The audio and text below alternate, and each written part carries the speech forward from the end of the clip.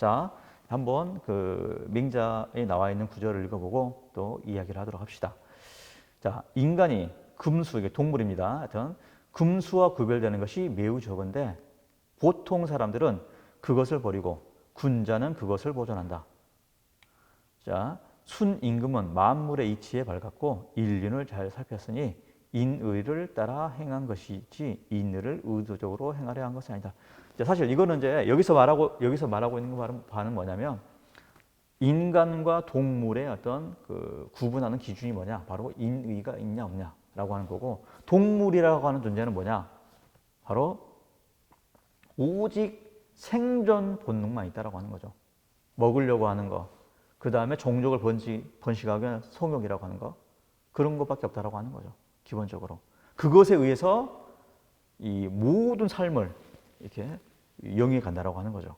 하지만 맹자가 보기에 인간은 다른 존재라고 하는 거죠. 인간은 도덕성을 가지고 있고 그 도덕성이 뭐냐? 바로 인과 의라고 하는 겁니다. 이것이 이제 우리가 맹자하면 항상 생각나는 게 바로 성선서를 주장한 사람 이렇게 말하는데 그 성선설의 주된 내용이 바로 이런 겁니다. 사실 이제 우리는 맹자가 인간의 본성을 사하다 막 이렇게만 규정했다라고 알고 있는데 사실 이거는 인간의 본성을 규정하는 것도 규정하는 거지만 그 맹자가 말하는 그런 인간 본성에 대한 본성론에 대한 근본적인 어떤 그 초점은 어디에 맞춰져 있냐? 어떻게 하면 그런 인한 본성을 가지고 평화로운 세상을 만들 것인가? 혹은 그러한 착한 어떤 그런 성선이라고 하는 것을 근거해서 정치를 펼 것인가? 그러니까 도덕 정치를 어떻게 할 것인가? 그 도덕 정치의 근원으로서 성선설을 말하고 있는 거예요. 그러니까 인간 본성 자체가 뭐냐라고 하는 것을 탐구하기 위해서 성선설을 주장한 것이 아니라 어떻게 하면 이 전국 시대에 끊임없는 어떤 이 전쟁 상황 이것을 종식시킬 것인가? 그것을 고민한 게 바로 뭐냐면 맹자가 주장하는 성선설이라고 하는 겁니다. 여하튼 이 인간과 동물에 대한 어떤 그런 이야기는 이제 여러 가지 것들이 있는데요. 생물학에서는 인간과 동물 차이가 거의 없다라고 이야기하죠. 여러분들 DNA 염기 배열이라고 하는 거 거의 98%가 유사하고 거의 2%밖에 안 다르다고 하는 건데 그렇다 치면 이제 거의 유사한 거겠죠. 또 혹은 문화학에서는 어떤 인간과 동물의 차이를 문화다 아니다라고 하는데 이런 이론도 사실 많이 이제 깨어지기 시작을 했고요. 오늘날 동물 행태학에서는 동물 행태학이라고 하는 건 뭐냐면 인간과 동물의 차이가 뭘까? 이런 거를 연구하는 학문인데 결국에는 오늘날에 봤을 때는 이제 도덕성이라고 하는 것이 인간만의 전유물이 아니다라고 이제 이런 어떤 그런 결론을 이제 갖고 있는 건데요. 자, 여하튼 어떻게 보면 그럴지도 모르겠죠. 이제 이 맹자가 말하는 인의라고 하는 것이 부모가 어떤 새끼를 어떤 보호하는 그러한 것들을 좀 더 발전시키는 어떤 그런 거지 않을까. 이렇게 이제 우리가 볼 수가 있겠죠. 의는 이제 가상적 실제다 이렇게 되어 있는데요. 의라고 하는 것이 이제 실제 우리가 물질처럼 있는 건 아니잖아요. 하지만 이제 이걸 가상적 실제라고 이제 그래서 말하는데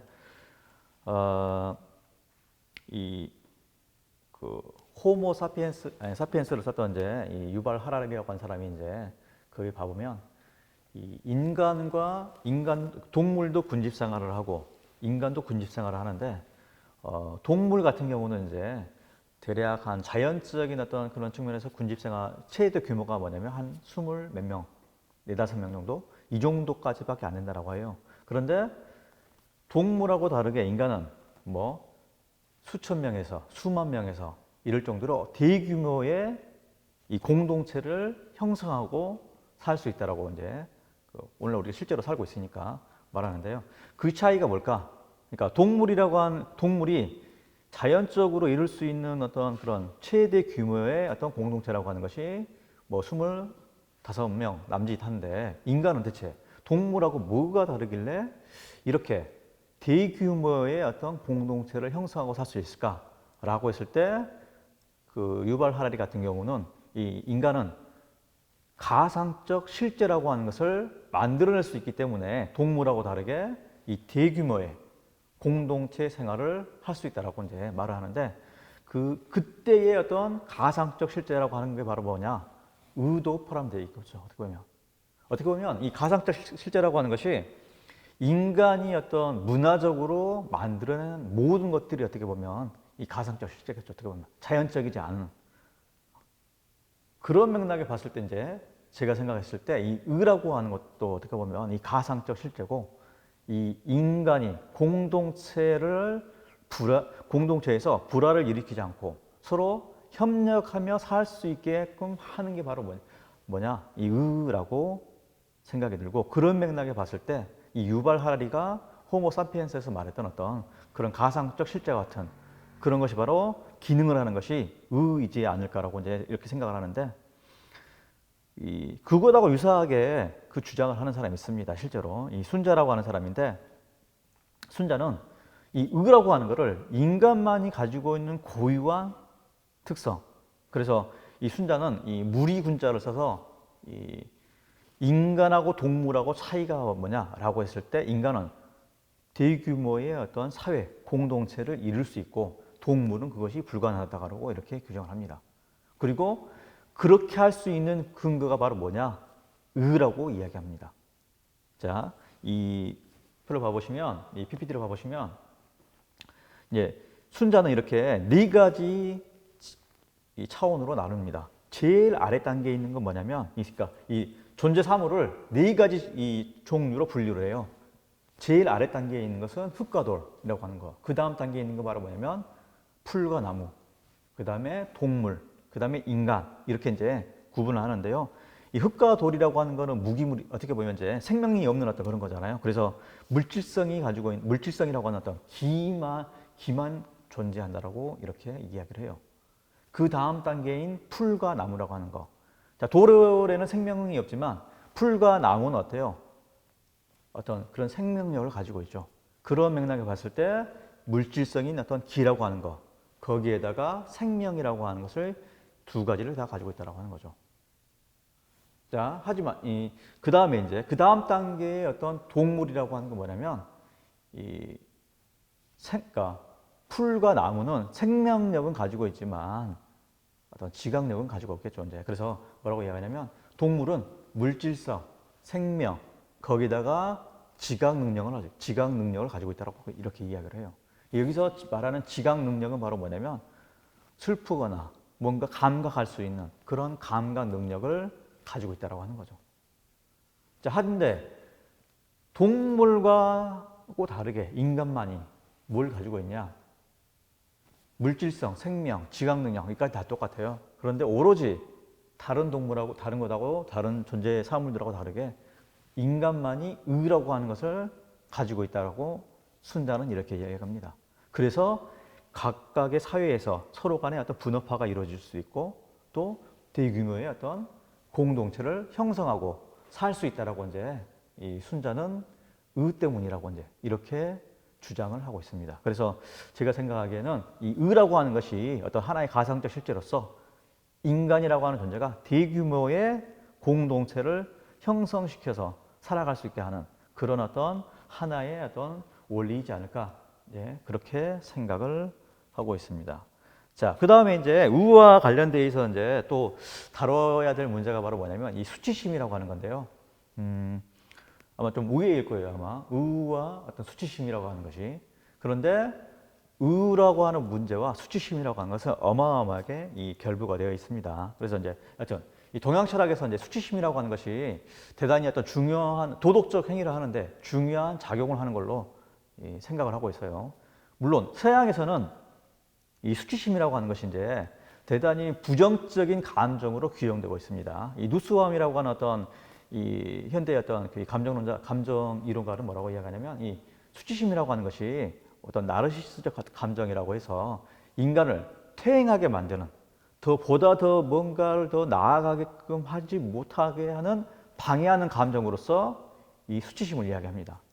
하지만 동양 철학에서는 이제 이 공자로부터 그 오랜 이 시간 동안 인간의 어떤 마음 안에 이 도덕적인 수치심 같은 어떤 그러한 것들이 작용하고 있다고 생각을 했고 이 수치심이라고 하는 것이 정치에 있어서 중요한 어떤 요소로 작용하고 있다라고 공자는 이렇게 규정을 하고 있습니다. 자, 이 논어에 나오는 구절을 한번 읽어봅시다. 이것도 되게 유명한 구절인데요. 이 공자께서 말씀하셨다. 인도하기를 법으로 하고 다스리기를 형벌로 하면 백성들이 형벌을 면하려고만 하고 부끄러워함은 없을 것이다. 인도하기를 덕으로 하고 다스리기를 예로서 하면 부끄러워할 줄 알게 되고 도에 이르게 된다. 이렇게 되어 있는데요. 자, 법이라고 하는 것을 너무 지나치게 법이라고 하는 것이 되게 객관적이고 좋은 것이긴 하지만 그것만에 의해서 뭔가 정치를 하려고 한다라고 했을 때 사람들이 그 형벌만을 피하려고 하지 자기 스스로 뭔가 그 법을 안 어겨야 되겠다라고 하는 그런 어떤 자발성이 사라진다라고 하는 거죠. 그런 맥락에서 그러니까 이 부끄럽다라고 하는 것이 뭐냐면 내가 내 스스로 뭔가 법을 지켜야 되겠구나라고 하게 그렇게 만드는 추동력과 같은 기능을 하는 것이 바로 이 수치심이라고 하는 겁니다. 또 물론 이 동양에서도 이제 그런 수치심만 있냐? 다른 수치심도 있다고 이렇게 이야기가 뭐라고 하냐면 이 도의 뜻을 두고서 허름한 옷과 거친 음식을 부끄러워한다면 함께 우러날 것이 없다. 자, 여기서 말하고 있는 수치심은 바로 뭐냐면 이 부정적인 수치심이겠죠. 아주 낮은 단계 이제 그런 이렇게 수치심에 대해서 이제 공자가 쭉 이야기했는데 이러한 어떤 수치심에 대해서 이제 이 맹자는 도덕적 수치심이라고 하는 것으로 이야기를 하게 됩니다. 이 맹자에 나와 있는 이제 이 구절을 봐보시면 이 맹자가 군자의 세 가지 즐거움을 이야기하면서 수치심에 대해서 이야기를 합니다. 한번 쭉 읽어볼게요. 이 군자에게 세 가지 즐거움이 있지만 왕이 되어 천하를 통일하는 것은 아니다. 부모가 모두 무탈하게 살아 계시고 형제가 모호한 것이 첫 번째 즐거움이다. 그렇죠. 우리가 가장 가까운 가족들이 일단은 평안해야 마음이 편하겠죠. 두 번째가 뭐냐면 이 두 번째가 중요한데요. 이제 하늘을 우러러 하늘에 부끄러움이 없고 구보 사람들에게 부끄러움이 없는 것이 두 번째 즐거움이다. 세 번째가 천하 영재를 얻어서 교육시키는 것이 세 번째 즐거움이다. 자, 여기서 두 번째가 이제 하늘을 우러러 땅을 굽어 보았을 때 부끄러움이 없다라고 하는 거. 어떻게 보면 이 하늘과 땅이라고 하는 거는 뭐냐면 인간이 마주하는 그 세계 자체겠죠.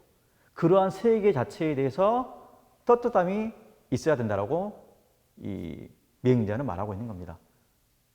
떳떳하려면 어떻게 했어요? 그래서 이런 부끄러움이 없으려면 삶을 잘 살아야 되겠죠. 자, 이러한 맹자의 생각이 사실은 이 동아시아 사회에서 2,500년가 이상 유지됐다라고 저는 보는데 그 증거 중에 하나가 바로 뭐냐면 누구나가 아마 다 알고 있을 시를 한 편 보면 딱 아실 겁니다. 자, 이 서시 윤동주의 서시를 봐보시면 이 쭉 빨리 한번 읽어볼게요. 물론 이걸 낭송을 잘하시는 분도 있겠지만 하여튼 읽어볼게요. 죽는 날까지 하늘을 우러러 한 점 부끄러움이 없기를 잎새에 이는 바람이더 나는 괴로워하였다. 별을 노래하는 마음으로 모든 죽어가는 것들을 사랑해야지. 그리고 나한테 주어진 길을 걸어가야겠다. 오늘 밤에도 별이 바람에 스치운다. 이렇게 되어 있는데요. 어떻게 보면 윤동주라고 하는 사람이 어떤 스스로 고뇌를 어떤 이렇게 표현한 어떤 시로서 이제 그 시라고 볼 수가 있는데요. 여기도 봐보면 하늘을 우러러 한 점 부끄러움 없기를이라고 하는 그런 표현 자체가 뭐냐면 자기 자신의 어떤 삶이라고 하는 것이 누구에게도 이 하늘을 우러러 봤을 때 한 점 부끄러움이 없는 그런 떳떳한 그런 삶을 살아가야 된다고 하는 거죠. 왜냐? 하늘에 부끄러울 수가 없으니까. 하늘에 부끄럽다라고 하는 건 뭐냐면 우리가 이 세계 존재 자체에 보여지는 존재로서 부끄러운 행위를 해서는 안 된다고 하는 거죠. 그런 맥락에서 인간 마음 안에 어떤 그런 도덕적인 부끄러움, 도덕적 행위를 해야 되겠다라고 하는 그런 부끄러움이 작용하고 있다라고 하는 거예요. 그러한 어떤 2,500년 전 맹자의 생각이 오늘날까지도 어떻게 보면 계속 연결되고 있는 건지도 모르겠죠. 이제 어떻게 보면. 자, 그래서 이제 맹자는 이 의를 실천하기 위해서 어떻게 해야 되냐라고 했을 때 이제 도덕적 용기가 있어야 된다라고 이야기해요. 그런데 이 용기라고 하는 것이 이제 두 가지 종류가 있다고 이야기합니다. 첫 번째가 뭐냐면 혈기에 의한 용기, 두 번째가 도덕적 용기인데요. 혈기에 의한 용기라고 하는 건 뭐냐면 오늘날 여러분들의 일상생활을 봐보시면 그 힘세고 아주 그런 넘치는 사람들 있잖아요. 그런 사람들이 하는 용기라고 할 수 있는데요. 그래서 혈기에 의한 용기가 자객에 의한 용기하고 장군의 용기가 있는데 이제 명자가 이 두 가지를 이야기해요. 뭐냐면 자객의 용기라고 하는 건 뭐냐면 이 사람은 그 누군가를 암살해야 되겠다라고 하는 그 목표에 하면 그 목표를 세우면 그 어떤 것을 무릅쓰고라도 반드시 한다라고 하는 거죠. 그런 것이 바로 뭐냐면 이 자객의 용기라고 하는 거죠. 그 다음에 장군의 용기라고 하는 건 뭐냐면 이 군인들은 어때요? 꼭 반드시 승리한다라고 해서 전진하는 건 아니잖아요. 예를 들어서 우리 군대가 1000명인데 적군이 10,000명이다. 그럼에도 불구하고 어때요? 이 장군이라고 했을 때 돌격을 해야 되는 거잖아요. 그런 어떤 용기들, 그런 것들은 명자는 중요한 어떤 용기가 아니라고 생각합니다. 명자가 생각했을 때 진정한 용기가 뭐냐라고 했을 때 이 사람은 명자는 자기 스스로 자기 행위에 대해서 살펴봤을 때 그 어떠한 어떤 꿀림이 없는 그런 상태, 부끄러움이 없는 상태, 그럴 때 인간은 진정한 용기가 생겨난다라고 하는 거예요. 네, 그런 어떤 용기, 도덕적 용기, 이러한 것들을 어떻게 보면 인간이 실천해야 된다고 하는 거죠. 그런 맥락에 봤을 때 이 도덕적 수치심이라고 하는 것이 인간에게 의로운 행위를 하도록 추동하는 어떤 그런 추동력으로서 작용하고 있다고 하는 겁니다. 자, 순자는 이제 그 이후에 이것보다 훨씬 더 자세하게 또 이야기합니다. 어떤 용기를 4가지 종류를 분류하는데 한번 봐봅시다. 이 첫 번째가 뭐냐면 개나 돼지와 같은 용기를 지닌 사람이 있고, 또 두 번째가 장사꾼이나 도적 같은 용기를 지닌 사람이 있고, 세 번째가 소인의 용기를 지닌 사람이 있고, 네 번째가 선비와 군자로서의 용기를 지닌 사람이 있다라고 이렇게 이야기합니다. 자, 한번 봐봅시다. 그래서 첫 번째, 개나 돼지와 같은 용기를 가진 사람은 어떻게 하냐? 먹고 마시는 일을 다투고. 그러니까 어떻게 보면 개나 돼지라고 하는 게 어때요? 물론 이제 비하하면 안 되겠지만 하여튼 아까 그 동물이라는 존재 자체가 어떤 되게 생존 본능만이 남아있는 그런 존재라고 했잖아요. 그래서 그런 생존 본능만이 남아있는 인간들, 그러니까 개, 돼지와 같은 어떤 그런 생존 본능에 충실한 인간은 뭐냐? 바로 자기가 먹는 것, 자기가 그런 것에만 용기를 발현한다라고 하는 거죠. 그래서 염치가 없고, 그래서 또 옳고 그런 것을 알지 못하고, 그 죽고 상처받는 일을 피하지 못한다고 하는 거죠. 오로지 그냥 자기 자신의 어떤 먹고 마시는 거, 이것만을 위해서 돌진해 가는 인간, 그런 용기를 가진 인간이 바로 어떻게 보면 개나 돼지와 같은 용기를 가진 인간이겠죠. 어떻게 보면. 자, 그 다음에 두 번째, 장사꾼이나 도둑 같은 용기.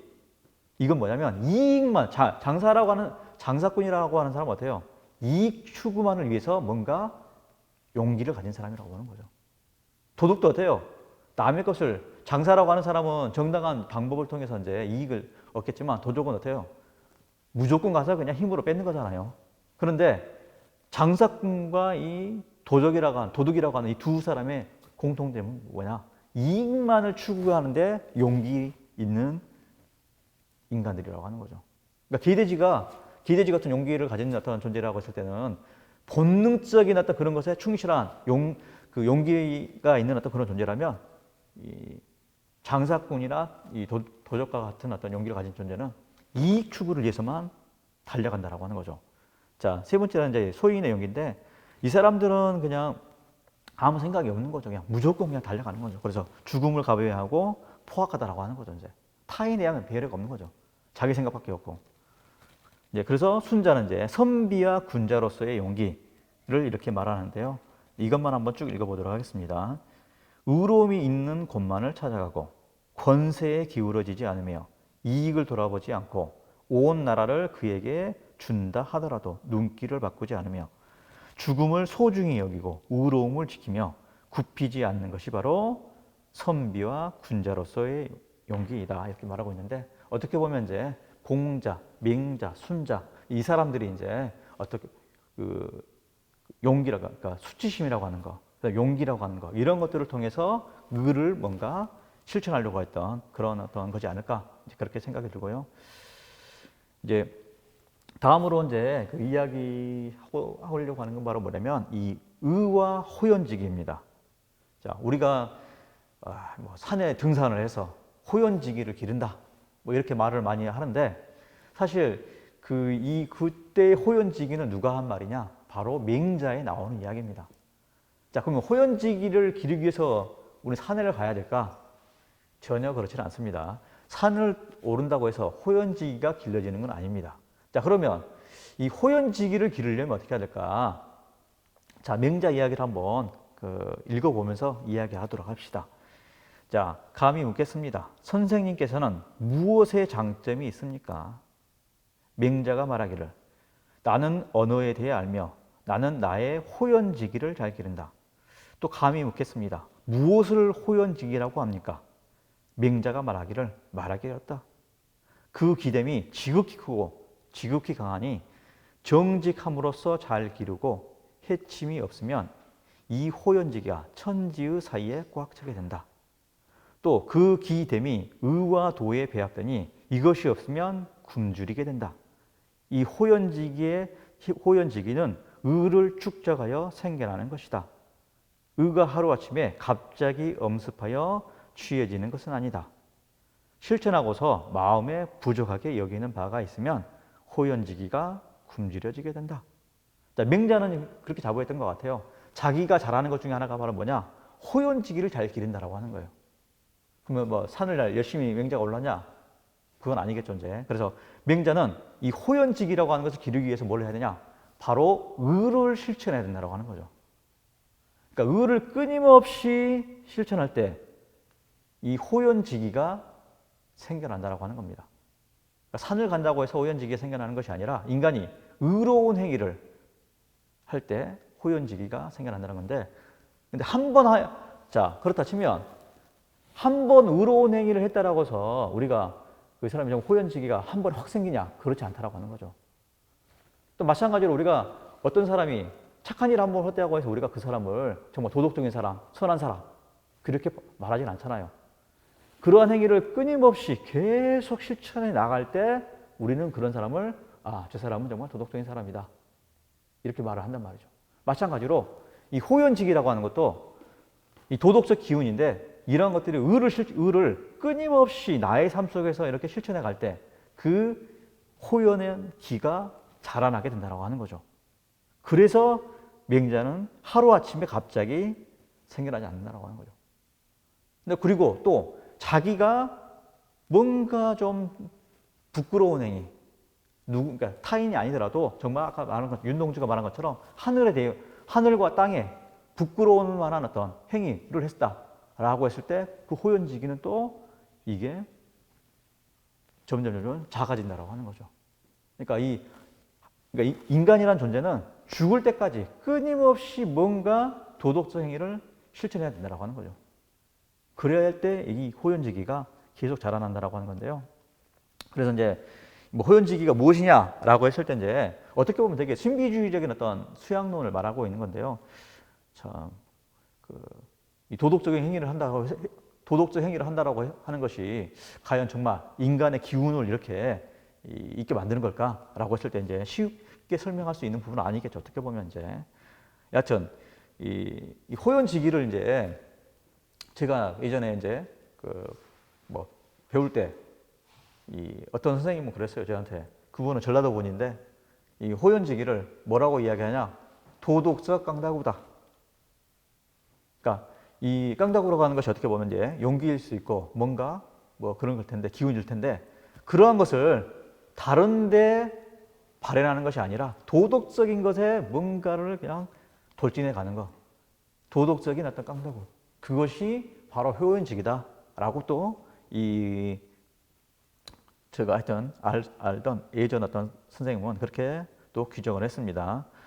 뭐 하여튼 대단히 제가 보기에는 재미있는 해석 중에 하나인 것 같아요. 이 호연지기를 도덕적 깡다구로 이제 해석한다라고 하는 것 자체가. 자, 그 다음에 호연지기는 어떻게 생겨나는가? 아까 말씀드렸던 것처럼 의를 축적할 때 생겨난다. 그 다음에 지속적인 축적에 의해서 가능하다. 그래서 하지만 이 부끄러운 행위를 할 때 또 줄어든다라고 하는 거. 자, 그래서 이제 그럼 호연지기를 어떻게 길러야 되냐라고 했을 때 이제 문제가 되는데, 그래서 이 맹자는 이렇게 이야기합니다. 뭐냐면 효과를 미리 기대하지 말고 마음에 잊지도 말고 억지로 조장하지도 않아서 송나라 사람과 같이 하지 않아야 된다. 이제 이렇게 주장하는데 그러면서 예를 드는 게 바로 송나라 사람의 예입니다. 이 어떤 거냐면 이 송나라 사람이 이제 그 5월이 되면 모내기를 하잖아요. 논에다가 이렇게. 그래서 이제 이 사람이 자식들이 이제 모내기를 다 하고 오니까 이제 어느 날 이 송나라 사람이 내가 자식들을 위해서 그 벼가 자라는 것을 도와줘야 되겠다라고 하면서 이제 이 논에 가가지고 이 벼들을 심어져 있는 모두를 조금씩 뽑아요. 이렇게 빨리빨리 자라라고. 그리고 이제 오후에 집에 돌아와요. 그러면서 자기 자식한테 다 자랑을 해요. 야, 내가 오늘 정말 피곤하다. 한데 내가 너희들을 위해서 벼가 자라는 걸 도와주고 왔다. 라고 하는 말을 들으니까 자식 깜짝 놀라가지고 이제 다시 논에 가보니까 벼가 다 말라 죽어 있는 거예요, 이제.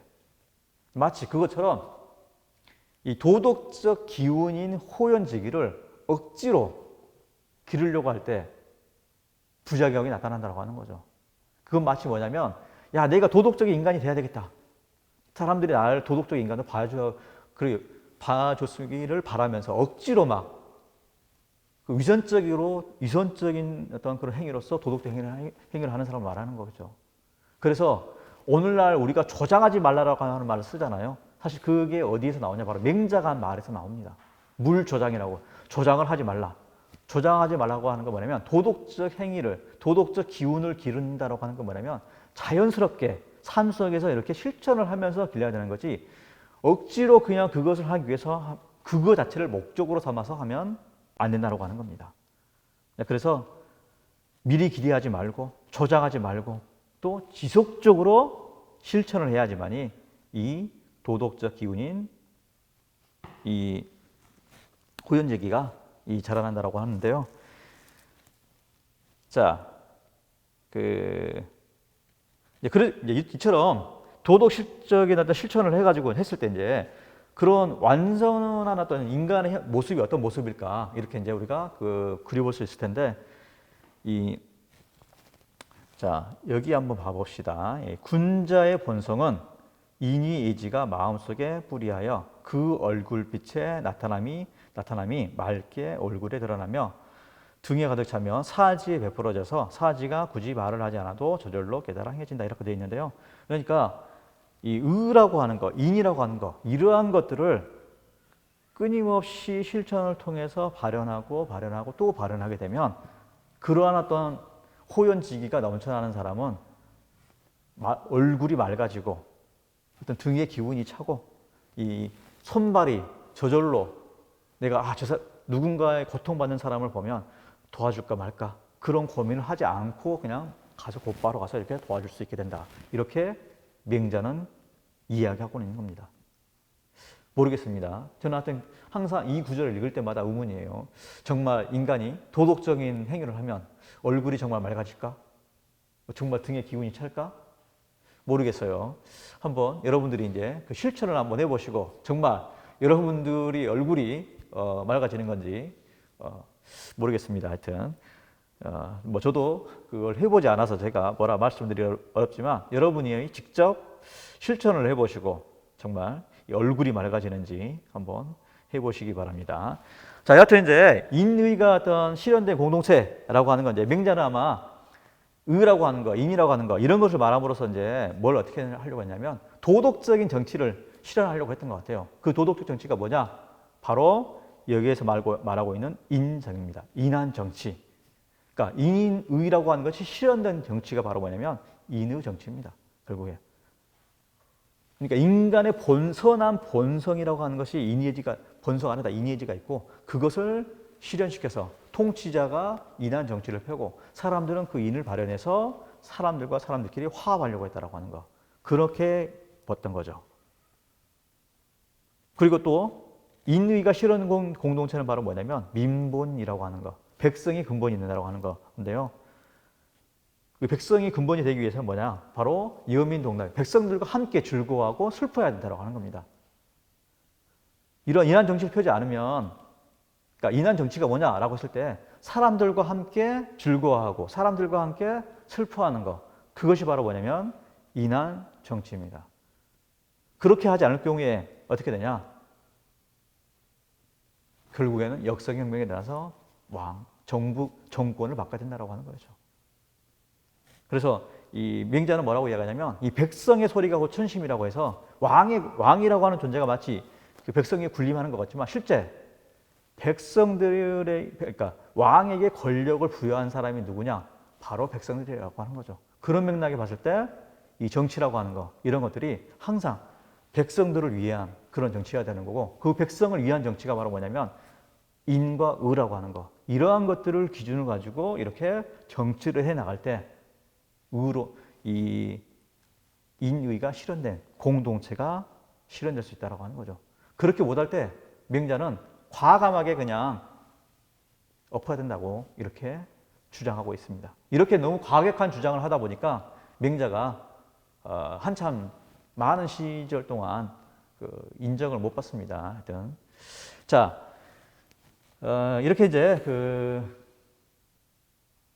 의에 대해서 명자의 의에 대해서 이제 이렇게 살펴봤는데요. 이제 이 의라고 하는 것이 이제 아까 처음 시작했을 때 어떤 분배적 정의라고 하는 거, 절차적 정의라고 하는 거, 그러한 공정한 어떤 그런 것들이 있어야지만이 어떻게 보면 인간 공동체가 화합을 이루고 잘 살 수가 있겠죠. 이제 자, 여하튼 오늘 강의는 이렇게 이제 마치도록 하겠습니다.